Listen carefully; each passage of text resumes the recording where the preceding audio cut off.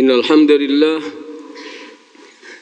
نحمده ونستعينه ونستغفره ونعوذ بالله من شرور أنفسنا ومن سيئات أعمالنا من يهده الله فلا مضل له ومن يضلل فلا هادي له أشهد أن لا إله إلا الله وحده لا شريك له وأشهد أن محمدًا عبده ورسوله يا أيها الذين آمنوا اتقوا الله حق تقاته ولا تموتن إلا وأنتم مسلمون يا أيها الناس اتقوا ربكم الذي خلقكم من نفس واحدة وخلق منها زوجها وبث منهما رجالا كثيرا ونساء واتقوا الله الذي تساءلون به والأرحام إن الله كان عليكم رقيبا يا أيها الذين آمنوا اتقوا الله وقولوا قولا سديدا يصلح لكم أعمالكم ويغفر لكم ذنوبكم ومن يطع الله ورسوله فقد فاز فوزا عظيما أما بعد فإن أصدق الحديث كتاب الله وخير الهدي هدي محمد صلى الله عليه وآله وسلم وشر الأمور محدثاتها وكل محدثة بدعة وكل بدعة ضلالة وكل ضلالة في النار اللهم صل وسلم وبارك على نبينا محمد وعلى آله وصحبه أجمعين. Kaum muslimin rahimani wa rahimakumullah, marilah kita senantiasa bersyukur atas segala nikmat yang Allah telah berikan kepada kita. Di antara nikmat yang besar adalah ketika iman kita diterima oleh Allah. Manakala amal soleh kita diterima oleh Allah. Dan manakala amal ibadah kita diterima oleh Allah. Bagaimana caranya agar semuanya itu bisa diterima oleh Allah? Ada dua syarat yang harus kita penuhi, yaitu ikhlas semata-mata karena Allah, dan agar amal, ibadah, keimanan, keyakinan, dan ketaatan kita sesuai dengan sunnah Rasulullah sallallahu alaihi wasallam. Allah berfirman dalam akhir surat Al-Kahfi, "Faman kana yarju liqa'a rabbih falyamal 'amalan salihan wa la yusyrik bi'ibadati rabbih ahada." Barang siapa yang berharap bertemu dengan Allah, maka hendaknya dia mengamalkan amal saleh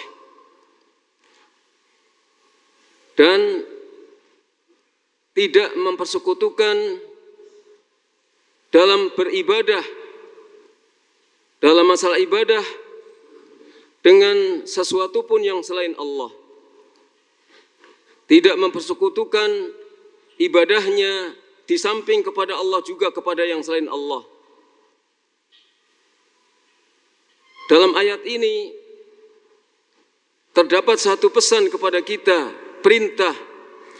Kalau kita ingin berjumpa dengan Allah, dan itu adalah dambaan setiap orang yang berakal. Orang yang berakal, hidupnya di dunia ini adalah keinginan yang besar agar nanti di akhirat dia mendapatkan ridha dari Allah dan dimasukkan di dalam sorga dan berjumpa dengan Allah, bisa melihat wajahnya yang mulia. Tapi ada persyaratannya, yaitu apa? Falyamal amalan salihah, hendaknya dia beramal saleh, yaitu amal yang sesuai dengan tuntunan Rasulullah SAW, dengan sunnah Nabi SAW. Wala yusyrik bi'ibadati rabbih ahada, dan di dalam beribadah kepada Rabbnya dia tidak mempersekutukan dengan sesuatu pun, dengan seorang pun. Artinya ikhlas dalam beribadah kepada Allah.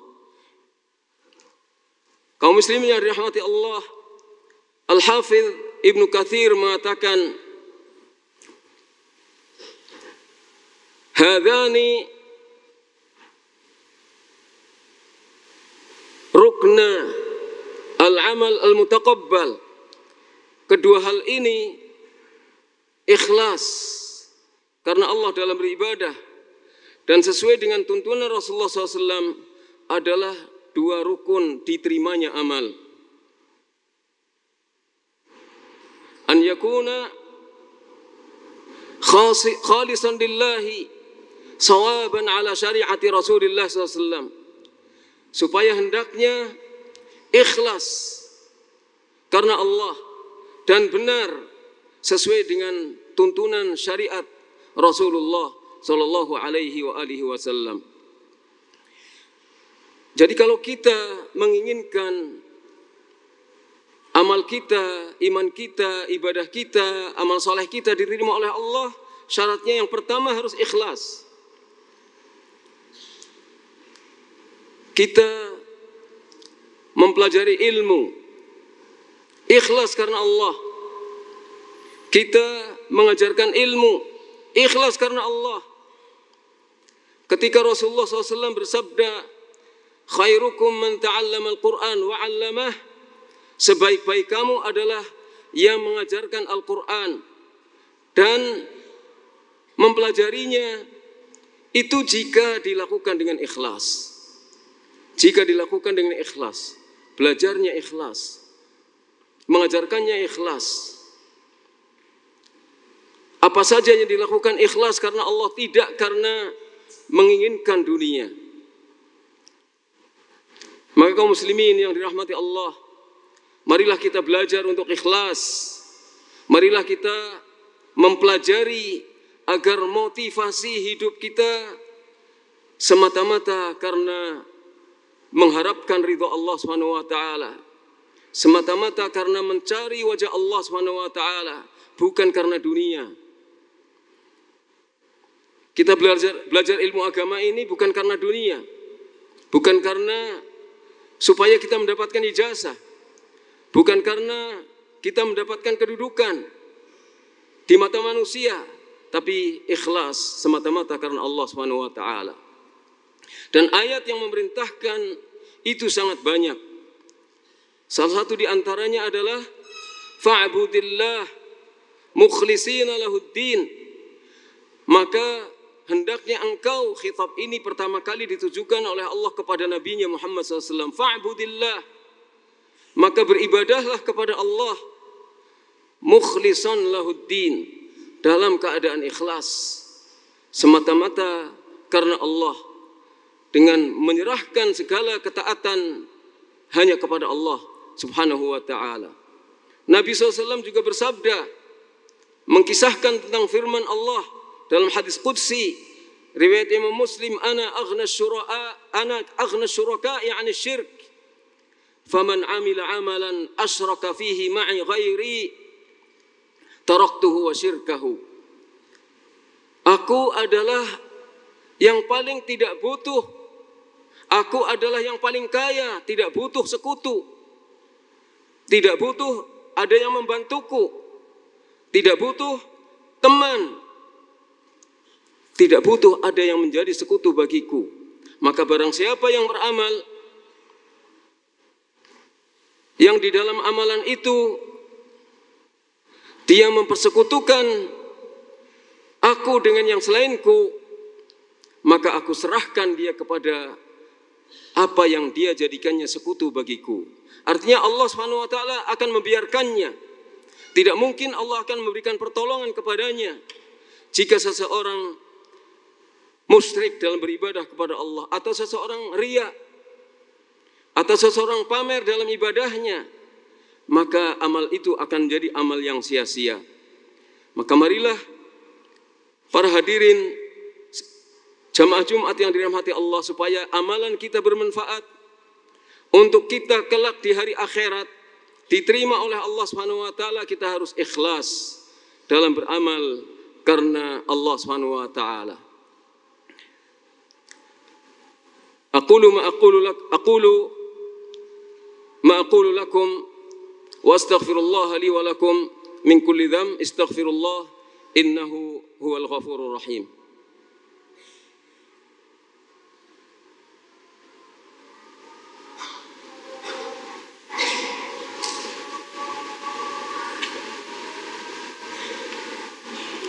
Alhamdulillah wassalatu wassalamu ala Rasulillah wa ala alihi wa sahbihi ajma'in. Amma ba'd. Kaum muslimin, kalau kita diperintahkan untuk ikhlas dalam beribadah hanya untuk Allah Subhanahu wa taala, apakah ikhlas itu cukup? Ternyata harus ada syarat yang kedua supaya amal kita diterima oleh Allah. Ikhlas saja tidak cukup.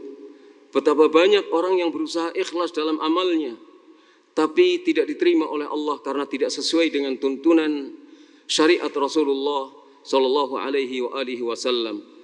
Maka yang kedua, kita harus berusaha belajar, memahami ilmu supaya amal yang kita lakukan sesuai dengan tuntunan Rasulullah Sallallahu Alaihi Wasallam. Banyak sekali ayat ataupun nas hadis Rasulullah SAW yang memerintahkan supaya kita sesuai dengan apa yang disampaikan oleh Rasulullah, apa yang diajarkan oleh Rasulullah Sallallahu Alaihi Wasallam dalam kegiatan-kegiatan keberagamaan kita, kegiatan ibadah kita. Kita tidak menyimpang dari tuntunan Rasulullah Sallallahu Alaihi Wasallam.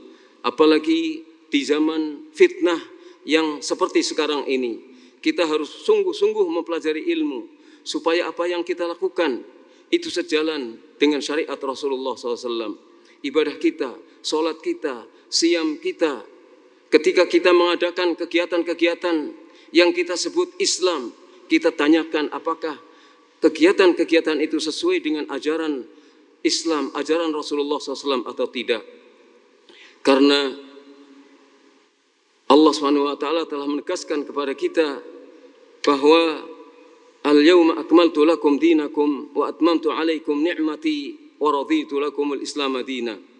Pada hari ini, sebelum Rasulullah SAW wafat, ketika beliau di akhir hayatnya mendapatkan wahyu dari Allah yang bunyinya al-yawma akmaltu lakum, pada hari ini telah